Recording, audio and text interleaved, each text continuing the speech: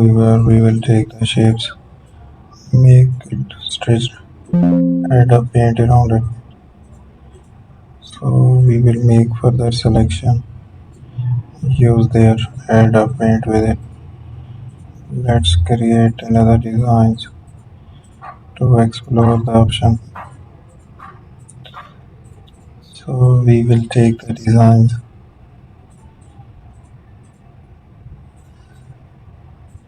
add another shapes, make the structure here. Thank you for watching. So that's it.